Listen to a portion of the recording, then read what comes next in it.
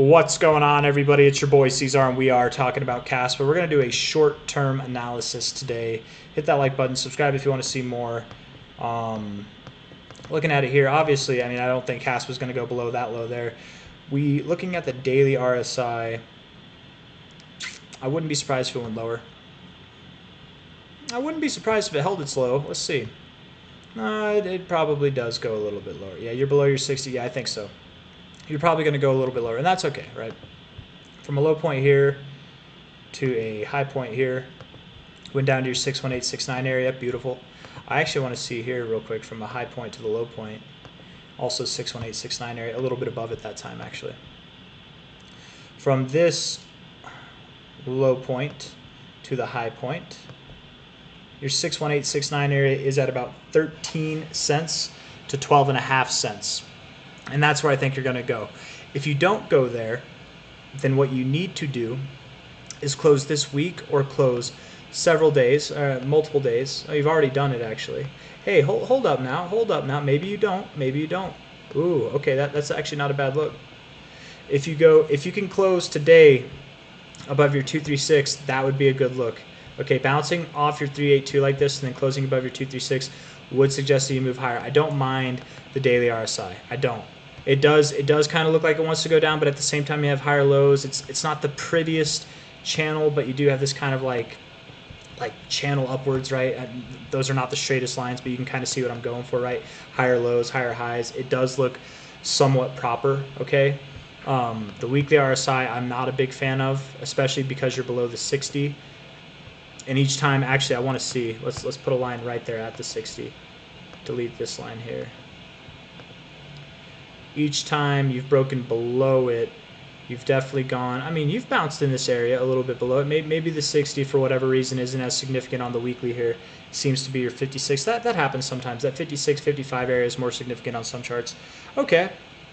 Maybe you have found your low. Maybe you have. What you need to do, though, is not close below this 236, right? Stay above it, because if you don't, likely what will happen is you do go down all the way to 13 to 12.5 cents. You're at about 17 cents now. I would like to see you guys get some growth in a short amount of time. Continue upwards. I want to see relative on the daily here from this low to high. Where are you? Went down, you kind of, okay, that's an area that you would expect to find support. Nice. Get above the 382. Okay, yeah. Just close here or higher, preferably higher. Continue to move up. And I'll actually believe that you have found your higher low and you're not going to go lower than this. That'd be nice to see. Yeah, this is a different direction than I thought was going to be originally in the video. Obviously, I didn't think that you were going to go lower than this. I was starting to think that you might go lower than this. You do have some kind of a double top, and this overall does look like an M pattern to some degree. But perhaps it's not. It all depends literally on what you do over the next couple days here. You need to start moving up. You need some separation. If you slip even a little bit, you will go below this low. And I actually want to see one more time from this low to this high, to that high there. Right, that's that. I want to see, maybe it's this high, because that's like a fake out. Maybe it is that high. It looks even better this way, actually. I think this is a more fair look. Sorry, I got to refine it, because that's the low to the high of this move. This looked like a move up, but it was actually like a fake out, right? I want to see real quick. Hold on. From a low point to a high point here.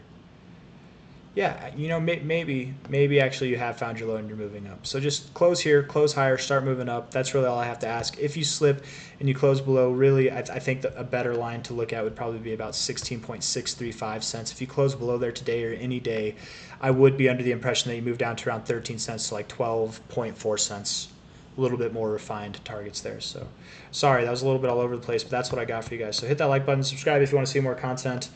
Thank you all for being here. I'm going to keep the Kaspa trash talking to a minimum. I really don't trash talk this thing, you guys. I think it's a great, I say it every video, every single video that I make of this thing. Most bullish chart in crypto. No doubt about it. Absolutely is.